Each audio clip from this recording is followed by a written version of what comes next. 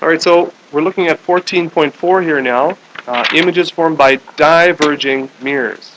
Okay, we looked at converging mirrors, and these were the rules and the images and the ray diagrams for converging mirrors.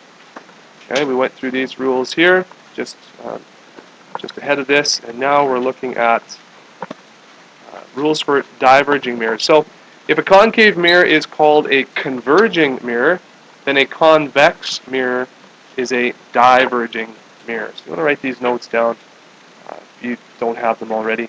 Concave mirror is converging. A convex mirror is diverging. So when we look at diverging mirrors, we examine parallel light rays again. And so if we have a principal axis here, and we have a diverging mirror, it's important to note that this is the back of the mirror here. Okay?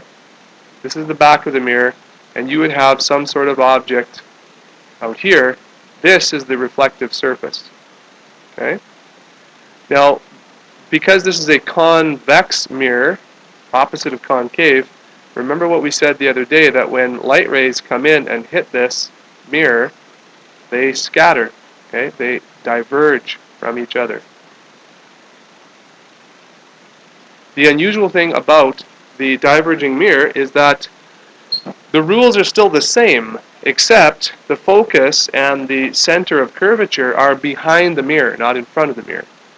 So remember, like we just drew in this one right here, remember we drew these dotted light rays behind a converging mirror? Well, we're going to have to do that again with diverging, because the unusual thing is, being that the focal point is behind the mirror, light rays on the real side don't actually converge here. They don't actually go through a focal point. The focal point is behind the mirror. So as I said, the rules for diverging mirrors are the same as the rules for converging mirrors, except the diagrams are going to look very different. So here we have the object here, okay, on the front side of the mirror, and this is a convex or diverging mirror. The focus, you'll see, is over here. It's behind the mirror, and the center of curvature, which would be the center of the circle that this mirror would make up, is over here. Okay? Dotted lines to throw you off. So, rule number 1, a ray that is parallel, right here. Right? A ray that is parallel strikes the mirror, is reflected through the focus, but the focus is over here. And so which way does it go? Well, it scatters, you know that, it goes up. And how do you know the angle of this line? Well, it has to extend through the focus. Okay? So that's rule number 1. It hits the mirror, and it's reflected through the focus. So the straight line of the reflected ray is through the focus. Rule number 2. A ray that appears to pass through the principal focus is reflected parallel. So this one here is a bit tricky. As you see, it's already highlighted in yellow. So I'm going to use this green pen here. A light ray that comes towards the mirror that would appear to go through the focus. You see this? So that's the angle that this light ray is coming in on. It would appear to go through the focus. This particular light ray gets reflected parallel. So it's just a bit of a different slant on the same rules. Okay? Really, they're the same. A parallel light ray reflects through the focus. A light ray through the focus reflects parallel. It's exactly the same. It's just that the focus is on the other side of the mirror. I did make a little note here for you that the dotted line is always the extension of the reflected ray. That's important. I've mentioned that, so you might want to jot that down just as a bit of a note, so you don't forget. When you're doing the dotted lines, it's always an extension here. So this first dotted line here is not the actual dotted line that you want to draw in your diagram. I was just showing that that's where this first part comes from. The actual dotted line that you want to draw behind the mirror is an extension of the reflected ray always. See that right here? So that's what this little note means. Yes, you would draw this part as if it were going through the focus, but the reflected ray gets extended.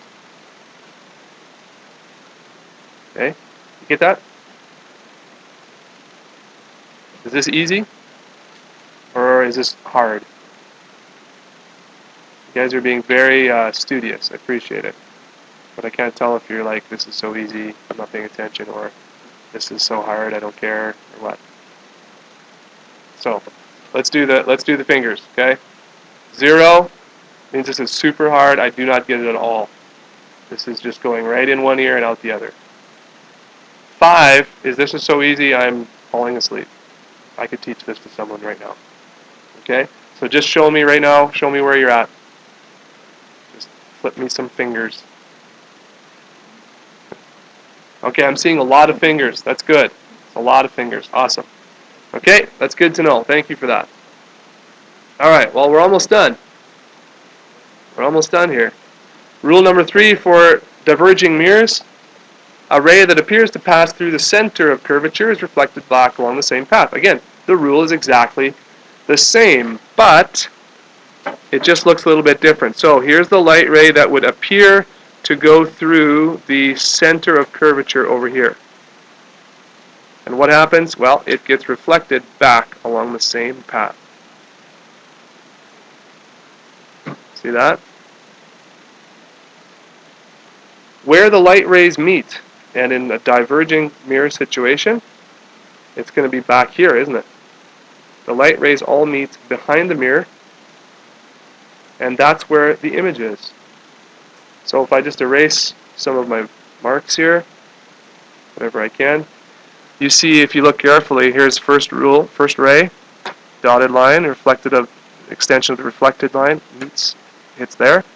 The second one, it appears to go through the focus, is reflected parallel. That extension of that parallel line passes through this point as well. And going through the center, reflects back. They all meet at one point there. And that point is where the image is. Okay? Alright. So, why don't we go back to our practice page here.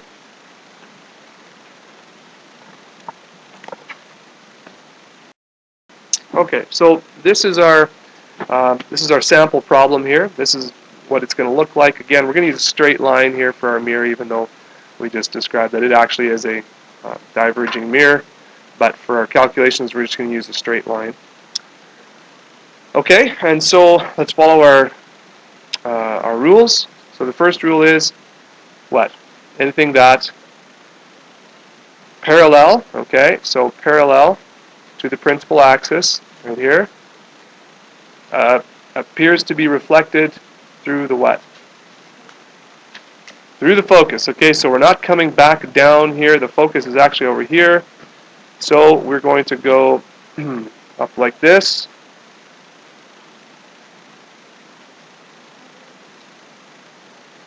Nope. Remember, it's a diverging mirror, right? So the rays are they're gonna be scattered. In a converging mirror, the focus would be over here, and so they would go down through the focus. But the focus is here, so we extend, right, dotted line, we extend the reflected ray. So let's just do that. That's going to be through the focus, correct? Everyone understand that? All right. Parallel, focus. Parallel, line through the focus. See, I told you diverging mirrors is just a bit tricky.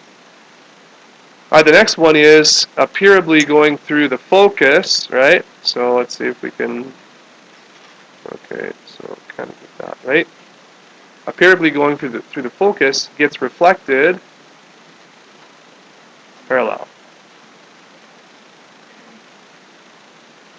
And of course with a diverging mirror, you see these rays right here, right? These and this are diverging. They're not going to meet on this side. So what we need to do is we need to extend now, can I just stop here for a moment? I've seen this so many times, okay? Please do not do this. Do not extend this one. Don't extend that one. because you always have to remember, you always have to extend the reflected ray. So the reflected ray is parallel, so this one is extended like this, okay? And if we were to do the third rule, which we will, of course, because we can, but look at this. See, it would go through C, so that would intercept the mirror right there. And the dotted line would extend right here, going to C. Right? And so guess what? Right here, where these three light rays meet, that's going to be the tip of the object.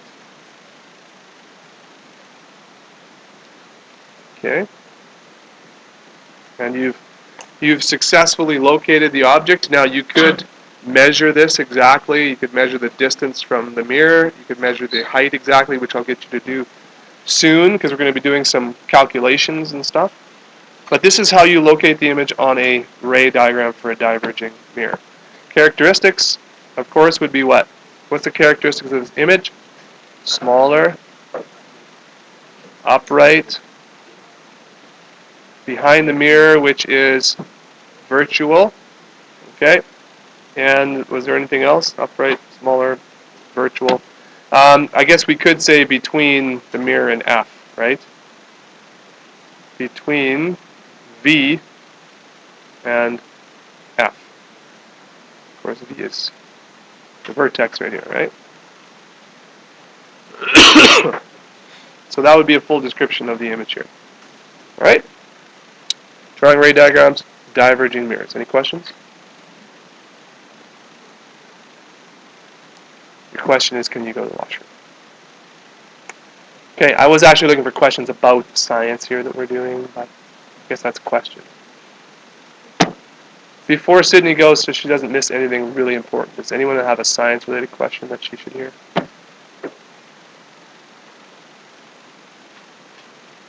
No? So Sydney can go to the bathroom, that's what you're saying? Okay, I guess you can go to the bathroom. But we're not going to do anything important while you're gone, apparently, so.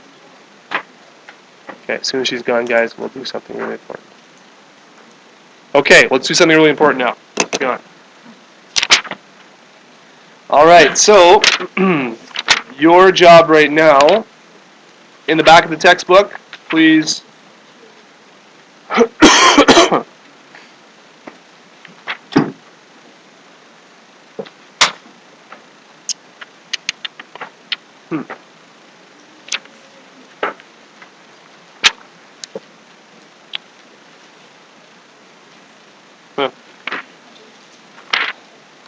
Okay. All right. So that's fine. There's no diverging mirror questions that I want you to do right now. So from the textbook. Well, I wouldn't share too hard because you do have an assignment that I've copied.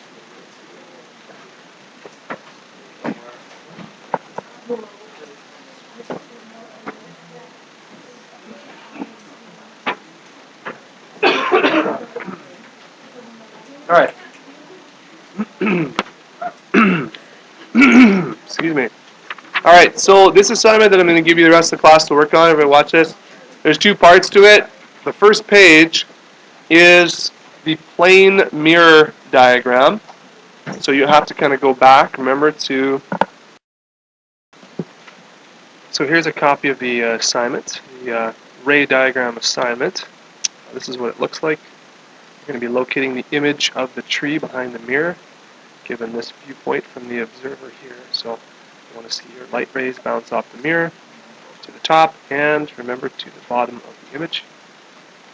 And here is the second question.